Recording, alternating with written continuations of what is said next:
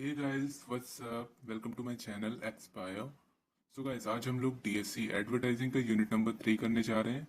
So guys, बहुत ही ज़्यादा easy सा यूनिट है, हम इसको बहुत जल्दी से ख़त्म कर देंगे। इस यूनिट में हम एडवर्टाइजिंग मीडिया डिसीजन के बारे में पढ़ेंगे। चलिए स्टार्ट करते हैं बिना किसी टाइम वेस्टिंग के। सो पहला हमारा टॉपिक है introduction to advertising media decision.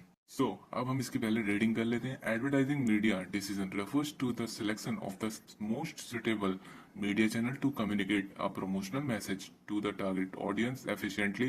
It involves choosing the right platform, time, duration, and frequency to maximize the impact of the advertising message within the budget. So इसमें हमें सिलेक्शन ऑफ एडवर्टाइजिंग मीडिया के बारे में बताया गया कि हम ऐसी कौन सी मीडिया का सिलेक्शन करें जिसमें कि हमें हमारी टारगेटेड ऑडियंस मिले, हमें प्रॉपर टाइम में हम अपना पूरा यूटिलाइज कर सकें और अच्छे से हम अपनी लीड्स निकाल सकें या फिर टारगेटेड ऑडियंस को हम वहाँ पे कैप्चर कर सकें। बिकॉज बहुत सारी एडवर्टाइजिंग मीडिया प्लेटफॉर्म्स है, जैसे कि सोशल मीडिया हो गई, प्रिंट मीडिया हो गई, बहुत सारे हैं। तो उनमें से आपके बिजनेस के लिए कौन सा अच्छा है, कौन सा प्लेटफॉर्म अच्छा है, कौन सा प्लेटफॉर्म आपके प्रोडक्ट के लिए अच्छा है, आपके बिजनेस के लिए अच्छा है। सो वही चीज हम यहाँ पे उसी चीज का डिसीजन लेना हमें एडवर्टाइजिंग मीडिया डिसीजन में बताया गया है। तो अब हम इसमें पढ़ेंगे major types of advertising media. तो ऑब्वियस सी बात है, अब एडवर्टाइजिंग मीडिया है तो इसके काफ़ी सारे टाइप्स भी होंगे। सो पहला टाइप है प्रिंट मीडिया। प्रिंट मीडिया में बेसिकली हम newspaper, magazine, brochure and pamphlets include करते हैं। ठीक है, तो इनकी कुछ मेरिट्स हैं। चलिए हम इसके मेरिट्स देख लेते हैं। मेरिट्स में इसकी पहली मेरिट है high credibility and trust worthiness सी बात है, जितने भी न्यूज़पेपर आते हैं, जैसे अमर उजाला हो जाए और इंडिया टाइम्स हो जाए, टाइम्स ऑफ इंडिया हो जाए, उनकी ट्रस्ट वर्दीनेस एंड क्रेडिटेबिलिटी बहुत ज़्यादा है, अच्छी है in compare to any other social media platform. Newspaper पे हम ज़्यादा बिलीव करते हैं। सेकंड क्या है, can convey detailed and informative content. Print media की हेल्प से हमें डिटेल्ड एंड इंफॉर्मेटिव कंटेंट मिल सकता है या फिर हम अपने कंज्यूमर को दे सकते हैं। ठीक है, और tangible and can be read multiple times. Print media tangible asset होती है, ये डिजिटल मीडिया की तरह नहीं होती है, इंटेंजिबल नहीं होती है, ये टचेबल होती है। ठीक है, इसको हम 1 से 2 बार पढ़ सकते हैं। टेंजिबल का बेसिकली मतलब होता है जिसे हम लॉन्ग टर्म के लिए यूज कर सकते हैं, जिसे हम टच कर सकते हैं, वो होता है टेंजिबल। मतलब फिजिकल चीज कोई होती है तो उसे हम टेंजिबल कहते हैं। और जो फिजिकल चीज नहीं होती, जैसे कि गुडविल हो गई, रेपुटेशन हो गई, ये हमारी इनटेंजिबल में आ जाती है। ठीक है, समझ गए। फोर्थ में हमारा effective for local and regional targeting. अगर हम अपने लोकल में टारगेट करना चाहते हैं, अपनी सिटी के आसपास, अपने गांव में टारगेट करना चाहते हैं अपने कस्टमर, तो हमारे लिए बेनिफिशियल है। But if we want to target whole nation, whole world, then it is not good for our product और आवर बिजनेस। ओके, तब ये हमारे बिजनेस के लिए इतना ज़्यादा अच्छा नहीं है। चलिए अब हम इसके डीमेरिट्स पे नज़र मारते हैं।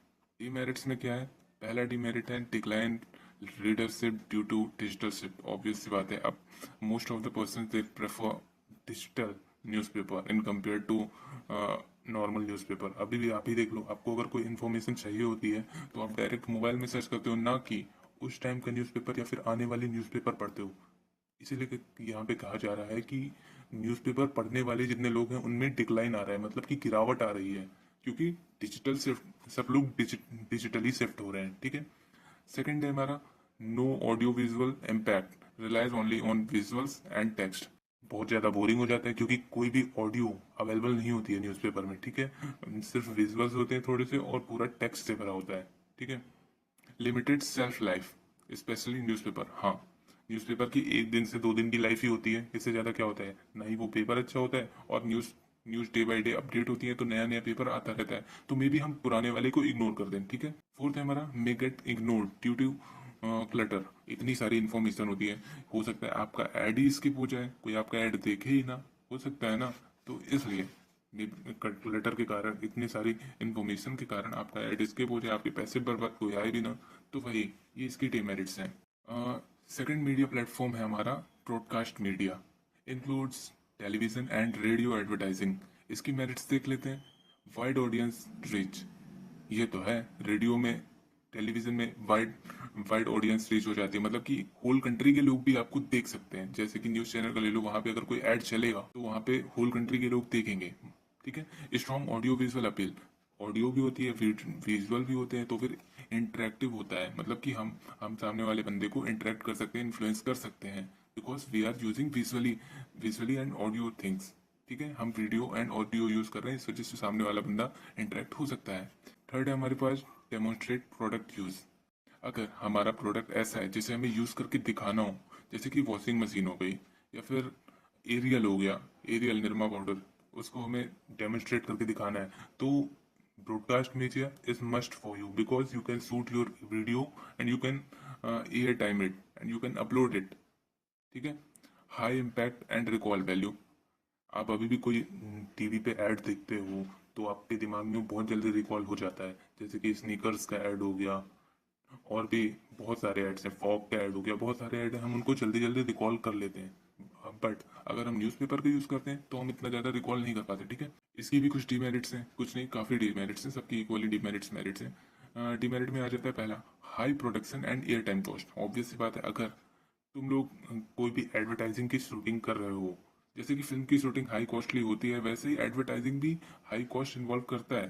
बिकॉज एट द एंड हम उसमें भी तो शूटिंग कर रहे हैं ना, एक्टर्स को बुला रहे हैं ना, माना कि छोटा सा ऐड है बट पैसा तो लग रहा है ना, इसलिए वो हाई कॉस्ट कंज्यूम करता है। और एयर टाइम मतलब होता है जितनी देर वो ब्रॉडकास्ट हुआ टेलीविजन पे किसी चैनल पे, उसे हम एयर टाइम कॉस्ट कहते हैं, वो भी बहुत हाई होती है। सेकंड है हमारा लिमिटेड मैसेज एक्सपोजर टाइम, मतलब कि जो हमारे मैसेज का टाइम है वो बहुत ही ज़्यादा कम होता है, बहुत ही छोटे छोटे से हमको स्लॉट दिए जाते हैं, तो हमें छोटे से स्लॉट में अपनी सारी बात उनको बतानी होती है, इसलिए बहुत ही ज़्यादा लिमिटेड मैसेज हम भेज सकते हैं। थर्ड है हमारा व्यूअर लिसनर ने स्किप ऐड, और वो तो है ही, अगर किसी कोई अपनी मूवी देख रहा है तो ऐड वो क्यों देखेगा, स्किप करके दूसरे दूसरे चैनल पे चला जाएगा, दूसरा ऐड देख लेगा, तो ये इसकी सबसे बड़ी डिमेरिट है। Clutter and competition for attention, competition हर जगह है, अगर तुम यहाँ पे अपना ऐड कर रहे हो तो सामने वाला तुम्हारा कॉम्पिटिटर भी ऐड करवा रहा है, दोनों के बीच में क्लटर एंड कंपटीशन होता है अटेंशन लेने के लिए। थर्ड है हमारा आउटडोर मीडिया। आउटडोर मीडिया में हमारे आ जाते हैं बिलबोर्ड्स आ जाते हैं, होल्डिंग्स आ जाती हैं, वॉल पेंटिंग्स आ जाती हैं और बैनर्स आ जाते हैं। इसकी भी मेरिट्स हैं, जैसे कि high visibility in public places, जितनी भी पब्लिक प्लेस होती हैं वहाँ पे सब लोग देखते हैं इसको। Repetitive exposure due to daily commuters, मतलब कि रिपीटिशन में लोग इसको देखते हैं बार बार, बिकॉज अगर कोई भी इंसान मार्केट जा रहा है, सुबह दूध लेने गया, फिर घर आया, वहां पे बैनर लगा तो उसने देखा, फिर शाम को कुछ और लेने गया, वहां पे बैनर लगा, फिर उसने देखा, तो रेपिटेशन में वो बार बार देख रहा है उस चीज को, तो उसके दिमाग में वो इम्पैक्ट करेंगी। ठीक है, थर्ड है हमारे पास जोग्राफिकली स्पेसिफिक टारगेटिंग। अगर हम किसी एरिया वाइज, किसी जोग्राफिकल एरिया वाइज हम किसी को टारगेट करना चाहते हैं, हम अपने कस्टमर टारगेट करना चाहते हैं, then it is very impactful, because geographical area में जितने भी लोग हैं वो इधर उधर घूमते तो होंगे ही ना, कहीं भी घूमेंगे तो उनकी नज़र तो पड़ेगी ना, एट देन आपके कस्टमर्स इंक्रीज होंगे। इसकी भी डिमेरिट्स है, limited space for message delivery, इसमें भी लिमिटेड स्पेस होती है, छोटी सी जगह होती है, उसमें तुमको सारा मैसेज फिट करना है, फोटो भी लगाना है, सब कुछ करना है, लिमिटेड बहुत ही छोटी स्पेस होती है, तो उसमें सारी तुम्हें बात बताने में दिक्कत हो जाती है। सेकंड है effectiveness depends on location and visibility. जो इफेक्टिवनेस होती है ऐसे मीडिया की, वो आपकी लोकेशन पर और विजिबिलिटी पर डिपेंड करता है, मतलब कि आपकी लोकेशन कैसी है, वहाँ पे लोगों का आना जाना है, लोग देखते हैं, लोगों का आवागमन है या नहीं है। अगर आप किसी सुनसान जगह पे लगा दोगे उसको और कोई आ नहीं रहा, ना जा रहा है, तो फिर इफेक्टिवनेस कहाँ से होगी, नहीं होगी। तो इसलिए यहाँ पे कहा है लोकेशन एंड विजिबिलिटी पे आपकी इफेक्टिवनेस डिपेंड करती है। थर्ड है हमारा can be affected by weather condition. Obvious सी बात है, अगर आप पैम्पलेट्स लगा रहे हैं कागज के और वेदर खराब हो गया, बारिश हो गई, और तो सारे पैम्पलेट खराब हो जाएंगे ना, गीले हो जाएंगे, बह जाएंगे सब कुछ, तो इसलिए वेदर कंडीशन से भी वो अफेक्ट हो जाता है। फोर्थ है हमारा डिफिकल्ट टू मेजर इफेक्टिवनेस। हाँ, जैसे कि हम एसईओ यूज करते हैं, हम टेलीविजन का यूज करते हैं, हम डिफरेंट डिफरेंट वेबसाइट्स का यूज करते हैं, तो उसमें हमारे पास एनालिटिक्स का एक ऑप्शन होता है, हम एनालाइज कर सकते हैं किस ग्रुप से आया है, कहाँ से आया है, जेंडर कौन सा है, बट इसमें हम बिल्कुल भी मेजर नहीं कर सकते कि किसने देखा, कब देखा, कहाँ देखा, किस एज ग्रुप का था। क्यों? क्योंकि ये टोटली ऑफलाइन होता है, इसमें कैमरा नहीं होता है, ना ही कुछ होता है, ना ही सेंसर होता है, बहुत सारे लोग देख रहे हैं, हम कैसे कैसे किसको किसको मेजर कर लेंगे कि कौन कौन किस किसने देखा, तो इसलिए ये मेजर करने में डिफिकल्टी क्रिएट करता है। फोर्थ है हमारा डिजिटल ऑनलाइन मीडिया, या फिर डिजिटल मीडिया कह लो, ऑनलाइन मीडिया कह लो, कुछ भी कह लो, ठीक है। Includes website, social media platform, email ads, YouTube ads, Google ads. ये वेबसाइट्स होती है कंपनी की, तो उसमें भी कंपनी अपने प्रोडक्ट के बारे में लॉन्च करती है, डे टू डे अपडेट देती है, तो वहाँ से वो अपना प्रमोशन कर रही है। उसकी सोशल मीडिया प्लेटफॉर्म्स भी होंगे, वहाँ से वो अपना प्रमोशन कर रही है। ईमेल्स, अपने क्लाइंट्स के ईमेल्स पे मैसेज भेज रही है, ईमेल मार्केटिंग कर रही है। यूट्यूब पे स्पॉन्सरशिप्स करवा रही है, एड्स चलवा रही है, गूगल पे एड्स चलवा रही है डिफरेंट डिफरेंट वेबसाइट्स पे। तो ये सब हमारा ऑनलाइन मीडिया के अंदर आता है। इसकी मेरिट्स होती है हमारी ग्लोबल एंड इंटेंट रीच, मतलब ये ग्लोबली अवेलेबल होता है। हमारी रीच जो है ना वो ग्लोबली जाएगी, वर्ल्ड वाइड, क्योंकि सब लोग इंटरनेट चला रहे हैं, सब लोग वेबसाइट पे विजिट कर रहे हैं, किसी के ऊपर कोई बाउंडेशन नहीं है कि तुम हमारी वेबसाइट नहीं देखोगे, ऐसा कुछ नहीं है। इंटरेक्टिव एंड एंगेजिंग कंटेंट, अब ऑनलाइन हम सब कुछ बना रहे हैं तो खुद ही हम ग्राफिक्स बना रहे हैं तो बिल्कुल इंटरेक्टिव एंड इंगेजिंग कंटेंट रखेंगे ना। अभी कोई मोबाइल कंपनी अपना प्रमोशन करती है तो उसका कंटेंट एकदम इंटरेक्टिव होता है, उसकी वीडियो क्वालिटी एकदम इंटरेक्टिव होती है ताकि लोग देख सकें। और वो कहाँ पे करते हैं? डिजिटल मीडिया पे, ऑनलाइन मीडिया पे करता है, ठीक है। Precise targeting, demographic interest behaviour, हम इसमें प्रिसाइज टारगेटिंग कर सकते हैं। किसी स्पेसिफिक डेमोग्राफिक एरिया, इंटरेस्ट और बिहेवियर वाले लोगों को हम टारगेट कर सकते हैं। हमारे पास एक फिल्टर आ जाता है कि हम इनको टारगेट कर सकते हैं, ठीक है। और ऊपर में हम टारगेट नहीं कर सकते हैं, उनमें कोई भी ऑडियंस देख सकती है, उन पे हम रोक नहीं लगा सकते। बट डिजिटल मीडिया में हम लगा सकते हैं। हम इसमें एज का वो लगा सकते हैं कि इतने से इतने एज वाले देखेंगे, जैसे कि 18 से ऊपर वाले देखेंगे, 18 से नीचे वाले भी देख सकते हैं, बोथ देख सकते हैं। तो ऐसे हम कर सकते हैं, ठीक है। Real time performance tracking and analytics, जैसे कि मैंने स्टार्टिंग में ही कहा था, digital platforms just like digital marketing, social media marketing, ये हमें एनालिटिक्स प्रोवाइड करते हैं जिसकी हेल्प से हम उनका एज ग्रुप, जेंडर और कंट्री, ये सब हम देख सकते हैं, कहाँ से कितना इंप्रेशन आ रहा है हमारे प्रोडक्ट पे। तो और हम उसे रियल टाइम ट्रैकिंग कर सकते हैं। ये नहीं कि एक दो दिन बाद हमारे एनालिटिक्स आएंगे, ऐसा कुछ नहीं है, हमारे एनालिटिक्स तुरंत तुरंत आ जाएंगे, ठीक है। तो ये होता है हमारे डिजिटल मीडिया के मेरिट्स। डीमेरिट्स भी होते हैं, digital fatigue and ad blocking software, ये तो है, आपने भी यूज किया ही होगा। मतलब कोई भी वेबसाइट आप जब चला रहे हो तो बहुत सारे एड्स आते रहते हैं, मल्टीपल एड्स आते रहते हैं, तो आप भी एड ब्लॉकर लगा देते हो। बट आपके लिए तो बेनिफिशियल है, बट जो सामने पर्सन है, जो इन्होंने पैसा दिया, जैसे कंपनी हूं मैंने पैसा दिया ये एड चलाने के लिए, तो मेरे लिए तो नुकसान हो गया, मेरे लिए तो डेमेरिट हो गई। इसलिए required technical skills and tools, digital marketing करने के लिए, सोशल मीडिया मार्केटिंग करने के लिए हमें टेक्निकल स्किल्स आनी चाहिए और टूल्स आनी चाहिए। अगर हमारे पास टेक्निकल स्किल्स नहीं है तो हमारी इफेक्टिवनेस बढ़ेगी नहीं और घट जाएगी, because we are investing our money but we are not getting good amount of return. मतलब हम पैसा लगा रहे हैं पूरा टेक्निकल स्किल्स पे, बट हमें अच्छी स्किल्स नहीं मिली हैं, हमारा पैसा भी डूबा और हमारा बिजनेस भी नहीं ग्रो हुआ। तो इसलिए हाई टेक्निकल स्किल्स और टूल्स की जरूरत होती है, ठीक है। थर्ड में हमारा privacy and data security concern. Privacy and data security concern होता है इन सब में, बिकॉज हम लोग अपने यूजर्स का डेटा इनडायरेक्टली यूज करते हैं, तो फिर वो हमारे ऊपर प्राइवेसी कंसर्न का इशू लगा सकते हैं या फिर डेटा सिक्योरिटी का भी इशू लगा सकते हैं, ठीक है।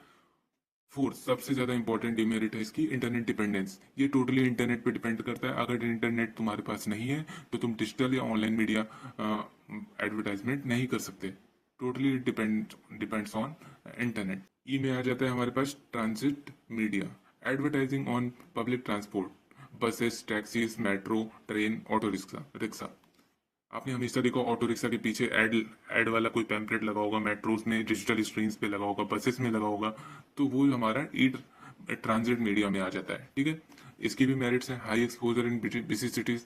बिजी सिटीज में जैसे कि दिल्ली हो गया, मुंबई हो गया, इसमें अगर हम ट्रेन में या मेट्रो में लगाएंगे तो डेली बहुत सारे लोग मेट्रोज एंड ट्रेन में ट्रेवल करते हैं, तो हमें हाई एक्सपोजर मिलेगा। Cost effective and local advertising, हमारी लोकल एडवर्टाइजिंग भी हो जाएगी और कॉस्ट इफेक्टिव, कॉस्ट भी बहुत कम लगेगा।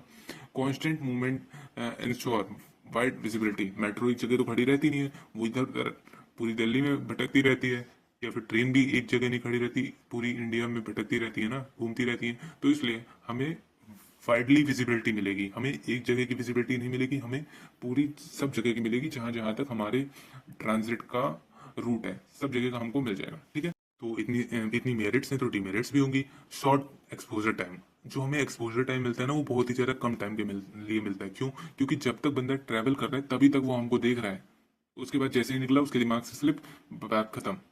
फिर उसके बाद क्या पता दूसरी मेट्रो मिले उसको, कुछ कुछ कह नहीं सकते। वो बहुत ज्यादा शॉर्ट टाइम पीरियड का होता है। Limited information can be displayed, सारे पैम्पलेट सारे बैनर का यही हाल है। लिमिटेड इन्फॉर्मेशन तुम डाल सकते हो, कुछ भी ऐसा नहीं कि नीचे डिस्क्रिप्शन में इतना बड़ा बड़ा डाल दो, कुछ नहीं ऐसा है। तुम्हें एक छोटी सी जगह मिलेगी, वहीं पे सब कुछ घुसाना है और लीड्स लेके आनी है। थर्ड है हमारे पास restricted to transport routes and timing, कभी कभी ये रिस्ट्रिक्ट भी होता है कुछ ट्रांसपोर्ट रूट्स पे एंड टाइमिंग्स पे, ठीक है। तो वहां पे इसके बाद हमारा आ जाता है direct mail, personalized message sent to individual via post or email, catalogs, newsletter, postcards. अगर हम किसी को पर्सनलाइज्ड मैसेज करते हैं किसी भी इंडिविजुअल कस्टमर को, तो वो हमारा डायरेक्ट मेल में आ जाता है। मेरिट्स क्या होती हैं इसकी? Direct targeting to potential customer, हम डायरेक्ट उस बंदे को टारगेट करते हैं जिसमें पोटेंशियल है हमारा प्रोडक्ट खरीदने का। Personalised content increase response rate, अगर हम किसी को डायरेक्ट पर्सनली मैसेज करेंगे, पर्सनली कंटेंट भेजेंगे, तो रिस्पॉन्स रेट हमारा बढ़ेगा। रिजल्ट आर मेजरेबल, हम इधर उधर हवा में बात नहीं कर रहे हैं, हम डायरेक्ट कुछ ही बंदों पे, कुछ ही स्पेशलाइज्ड बंदों पे फोकस कर रहे हैं, तो वहां से हमारा रिजल्ट मेजरेबल होगा। ठीक है। डिमेरिट्स क्या है? High cost per unit message, हमारा जो पर यूनिट मैसेज कॉस्ट है वो बहुत ज्यादा हाई होता है। ऑफन इग्नोर और ट्रीटेड एज स्पैम, अगर हम किसी को ईमेल भेज रहे हैं या कैटलॉग न्यूज़लेटर भेज रहे हैं, वो हमारे स्पैम में क्या पता वो चला जाए। थर्ड हमारा required accurate and updated database, हमें हमेशा एक्यूरेट एंड अपडेटेड डेटाबेस पे रिलाई करना है। We don't need to rely on unaccurate data because we are investing huge cost. अगर हमारे पास डेटा गलत होगा तो हमारा मैसेज क्या पता कहीं और चला जाए, तो इस वजह से हमारा डेटा एक्यूरेट होना चाहिए। अब हम पढ़ेंगे फैक्टर इन्फ्लुएंसिंग मीडिया चॉइस, मतलब कि ऐसे कौन कौन से फैक्टर्स हैं जो कि हमारे media choice, selection of media को अफेक्ट करते हैं। ठीक है, इन्फ्लुएंस करते हैं। पहला है targeted audience, media should match the demographic and psychographic profile of the audience, age, income, lifestyle, location. हमारी मीडिया का सिलेक्शन इस टोटली डिपेंड करता है कि हम किस टाइप की ऑडियंस को सिलेक्ट कर रहे हैं और किस एज ग्रुप, किस इनकम और लाइफस्टाइल और लोकेशन के ऑडियंस को हम सिलेक्ट कर रहे हैं। अगर हमारा टारगेट कम एज के लोग हैं तो हम may B social media platform use करेंगे। अगर हमारा टारगेट हाई एज, मतलब कि बिल्कुल ओल्डर एज वालों के लिए है, तो हम मे बी प्रिंट मीडिया का यूज करेंगे। But if we are targeting rich person then we can go through on personalized email. Okay. Second है हमारा advertising budget, selection of media is mostly varies on your advertising budget because many many media because many media platforms are cheaper in cost and many media platforms are too expensive, they are not affordable for small businessmen. So advertising budget also play very crucial role for selecting the right media. Third is reach and frequency. Reach, number of people expose to the message, मतलब कितने लोगों ने हमारे message को पढ़ा। Frequency, number of times a person is expose the message, मतलब कितनी बार कि उस आदमी ने हमारे मैसेज को पढ़ा, इसे कहते हैं frequency. The goal is to balance both of maximum impact, हमारा गोल क्या होना चाहिए? दोनों का जो बैलेंस है वो मैक्सिमम होना चाहिए हमेशा, कि लोग ज्यादा भी देख रहे हैं और वो उनकी फ्रीक्वेंसी बहुत बार भी देख रहे हैं। ठीक है। फोर्थ है हमारे पास nature of product service, technical products में need informative media like print और डिजिटल। अगर तुम कोई फोन लॉन्च कर रहे हो, कोई टेक्निकल प्रोडक्ट लॉन्च कर रहे हो, तो तुम्हारे पास तुमको प्रिंट मीडिया यूज करनी चाहिए, जैसे न्यूज़पेपर हो गया, और या फिर डिजिटल मीडिया। डिजिटल मीडिया में जैसे कि सोशल मीडिया प्लेटफॉर्म्स हो गए, तुम्हें इंटरेक्टिव वीडियोस बनानी होगी अपने टेक्निकल प्रोडक्ट की, ताकि लीड्स बढ़े, एडवर्टाइजिंग बढ़े और तुम्हारे परचेज बढ़े प्रोडक्ट का। सेकंड है हमारे पास mass consumption product benefits from TV, radio और डिजिटल एड्स। अगर जिस प्रोडक्ट का यूज मास कंज्यूमशन में हो रहा है, मतलब कि बहुत ज्यादा लोग उस प्रोडक्ट का यूज कर रहे हैं, जैसे कि कोलगेट है, तो उसको तुम टीवी और रेडियो या फिर डिजिटल एड्स पे तुम उसको कर सकते हो। क्यों? क्योंकि वो उसका मास मास कंज्यूमशन है, मतलब कि सैलरी बढ़े ना बढ़े, सैलरी घट जाए, तुमको ये यूज करना ही है। मास कंज्यूमशन है, मतलब बहुत ज्यादा कंज्यूमशन है। ठीक है। फिफ्थ हमारे पास types of messages, visual message works best on TV, digital और प्रिंट। अगर तुम्हारा विजुअल मैसेज है तो वो तुम्हारा टीवी पे बेस्ट काम करेगा, डिजिटल प्लेटफॉर्म जैसे लाइक सोशल मीडिया प्लेटफॉर्म पे बेस्ट काम करेगा, या फिर प्रिंट मीडिया न्यूज़पेपर में फोटो लगा के काम करेगा। इमोशनल और story telling content performs better on video platform. अगर तुम्हारा इंटेंशन स्टोरी टेलिंग का है, इमोशनल स्टोरी टेलिंग का है, इमोशनली मैनिपुलेट करना है कंज्यूमर को, तब तुम्हें वीडियो प्लेटफॉर्म की जरूरत पड़ेगी। ठीक है। सिक्स पे हमारा media cost and ROI, compare cost per 1000 impression, return on investment and value offered by each media option. ये हमारा टोटली रिटर्न ऑन इन्वेस्टमेंट और मीडिया कॉस्ट पे डिपेंड करता है कि हमने कितना पैसा मीडिया पे लगाया और हमें कितना इन्वेस्टमेंट, मतलब कि इन्वेस्टमेंट हमारी रिटर्न हुई। इसका डायरेक्ट मतलब है, इसका सीधा मतलब है कि हमने किसी मीडिया पे कितना अपना इन्वेस्टमेंट किया, मतलब कि कितना पैसा हमने लगाया और उसमें से हमें कितना रिटर्न मिला। ठीक है। मतलब कि जैसे कि मैंने सोशल मीडिया प्लेटफॉर्म पे पैसे लगाए अपने प्रोडक्ट के एडवर्टाइजमेंट के लिए, तो मुझे कितने इंप्रेशंस मिले। ठीक है। अगर मेरे इंप्रेशंस ज्यादा है तो मैं उस वाली मीडिया को सिलेक्ट करूंगा, बट अगर इंप्रेशंस कम है तो मैं उस वाली मीडिया को सिलेक्ट नहीं करूंगा, तो मैं किसी और मीडिया की तरफ जाऊंगा। ठीक है। इतना सा है media cost and ROI. 7, timing and availability, ad placement availability and campaign deadline affect media planning. इसमें हमें ये बताया गया है कि जब हम ऐड अपना टेलीविजन पे या फिर किसी भी प्लेटफॉर्म पे रन कर रहे होते हैं तो हमारे पास बहुत ही ज़्यादा कम टाइम होता है, बहुत ज़्यादा डिक्लाइन टाइम होता है, ठीक है। तो उससे हमारा मीडिया प्लानिंग जो है अफेक्ट हो सकती है। जो हम प्लानिंग कर रहे हैं जिस तरह का ऐड बनाने का, जिस तरह की मीडिया सिलेक्ट करने का, तो उससे वो अफेक्ट हो सकता है। सेकंड है seasonal product need timely delivery, ACs in summer. अगर तुम्हारा बिजनेस सीजनल प्रोडक्ट्स का है, जैसे कि स्वेटर का है, एसीज का है, तो उन्हें टाइमली डिलीवरी करनी चाहिए, ठीक है।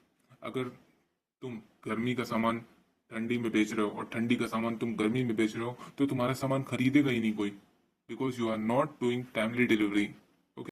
फोर्थ हमारा मीडिया शेड्यूलिंग। मीनिंग क्या होती है इसकी? Media scheduling is a process of planning the timing, frequency and duration of advertisement to maximize exposure and effectiveness. इसमें हमें ये बताया गया है कि हम मीडिया शेड्यूलिंग कैसे करें। मीडिया शेड्यूलिंग क्या होती है? हम अपने एडवर्टाइजमेंट को किस टाइम ड्यूरेशन पे, किस टाइम पे चला रहे हैं कि हमें ज़्यादा फ्रीक्वेंसी और ज़्यादा इम्प्रेशंस मिले, हमें हमारे प्रोडक्ट को ज़्यादा एक्सपोजर मिले एंड इफेक्टिवनेस हमारे लिए वो एडवर्टाइजमेंट प्रूफ हो। अब यहाँ पे हम बात करेंगे types of media scheduling. First है हमारे पास continuous scheduling. Advertising runs consistently over the campaign period. इसमें ये होता है कि हमारा एडवर्टाइजिंग चलता रहेगा जब तक हमारा टाइम ऑन खत्म ना हो जाए, ठीक है। सेकंड है हमारे पास best for product with steady demand. ये हमारे उन प्रोडक्ट्स के लिए ज़्यादा अच्छा है जो कि डिमांड में हमेशा रहते ही हैं, जैसे कि टूथपेस्ट और सोप हो गया, ठीक है। इसकी एडवांटेज क्या है? हमारी constant brand reminder, build customer loyalty. ये हमारी कस्टमर की लॉयल्टी बनाता है और ब्रांड का हम रिमाइंडर देते रहते हैं कि हमारे प्रोडक्ट से शिफ्ट मत कर जाना, हमारा प्रोडक्ट है। डिसएडवांटेज क्या होती है? Expensive in long run. हम इसे ज्यादा दिन तक चलाते हैं तो बहुत ज्यादा एक्सपेंसिव हो जाता है। May lead to ad fatigue. मतलब थोड़ा बहुत एड को भी तो संभलने का टाइम चाहिए ना, इसको भी थोड़ा चाहिए, बट इसे नहीं मिलता। सेकंड हमारे पास flighting scheduling. Ad runs in burst gap, no ads in between. ये हमारा टाइम बेसिस पे चलता है या फिर सीजनल बेसिस पे चलता है, ठीक है, कि बीच में हमारे एड्स चलते रहेंगे बट बीच में स्टॉप हो जाएंगे, गैप लेगा, फिर उसके बाद चलते रहेंगे। यूज्ड फॉर सीजनल और occasional products just like Diwali lights, winter clothes, ठीक है। जैसे कि सीजनल प्रोडक्ट्स होते हैं, जैसे दिवाली में लाइट्स की हम एडवर्टाइजमेंट कर देंगे, विंटर में क्लॉथ्स की एडवर्टाइजिंग कर देंगे, तो ऐसे ही काम करता है, ठीक है। एडवांटेज क्या होता है? कॉस्ट इफेक्टिव होता है, क्योंकि हम बीच बीच में गैप इसको दे रहे हैं तो कॉस्ट इफेक्टिव है। Suitable for product with non regular demand. और हाँ, उन प्रोडक्ट्स के लिए बहुत ज़्यादा सुटेबल होता है जिनकी रेगुलर डिमांड नहीं होती है, जैसे कि एसी की रेगुलर डिमांड नहीं होती है, सिर्फ गर्मियों में डिमांड होती है, इसलिए। डिसएडवांटेज क्या होती है? Period of no visibility. बीच में जो गैप आ रहा है तो उसमें हमारा जो प्रोडक्ट है, जो हमारा ब्रांड है, वहां पे उसकी कोई विजिबिलिटी नहीं आ रही है, तो इससे हमारा ब्रांड गिरने की भी संभावना हो सकती है। Require strong creative to remain memorable. हमें बिल्कुल क्रिएटिव होना होगा, स्ट्रॉन्ग क्रिएटिव होना होगा अगर हमें मेमोरेबल एडवर्टाइजमेंट बनाना है। इसके लिए थर्ड है हमारा पल्सिव शेड्यूलिंग। ये जो हमारा होता है कॉम्बिनेशन होता है continuous scheduling and flighting strategy का, ठीक है। Ads are always on at the base level with spike during high demand. इसमें ये होता है एड्स चलते रहेंगे एंड जब उनकी डिमांड थोड़ी बढ़ जाएगी तो हम उसे और चला देंगे, ठीक है। एडवांटेज क्या होती है? ये बैलेंस अप्रोच होता है। Maintain base visibility and boost presence when needed. ये हमारी जो बेस विजिबिलिटी होती है उसको मेंटेन रखता है और बूस्ट कर देता है हमारी प्रेजेंस जब हम वो नीडेड करता है। ये हमारी प्रोडक्ट को, ये हमारे ब्रांड को मेंटेन बेस विजिबिलिटी पे रखता है, बट अगर उसे मोर एडवर्टाइजिंग की जरूरत है तो वो अपने आप बूस्ट कर देता है जब भी उसे जरूरत होती है, ठीक है। डिसएडवांटेज क्या होता है? Require larger budget and strategic planning. अब इतने दिन तक चल रहा है, लगातार चल रहा है, तो लार्जर बजट भी चाहिए और स्ट्रेटेजिक प्लानिंग भी चाहिए। सो गाइस, ये वाला यूनिट यहीं पे खत्म हो गया है, पूरी सारी चीजें इसमें कवर हो गई हैं। और गाइस, आपको वीडियो अच्छी लगी, वो अगर आपको वीडियो अच्छी लगे तो please subscribe my channel and thanks for watching, bye.